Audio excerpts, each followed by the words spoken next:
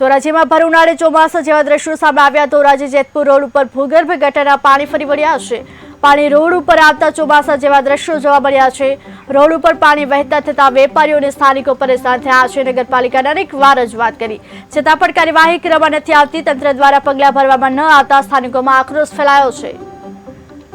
Jetpur road ઉપર આજે જ્યારથી આરસીસી રોડ બન્યો છે તો આરસીસી રોડ જ્યારથી બન્યો છે ને ત્યારથી ગટરની પાણીની બહુ તકલીફ થાય છે, કારણ કે ગટર છલીને સતત હાલી જાય છે અને દર 4-5 દિવસે અઠવાડિયે ગટર છલીને જાય છે અને ઈ ગટર રોડ ઉપર એમને પાણી સતત નદીની ઘોડે હાલ્યું જાય છે અને આ વસ્તુ તંત્રને દેખાતી નથી, તંત્રને ધ્યાનમાં આવતી નથી।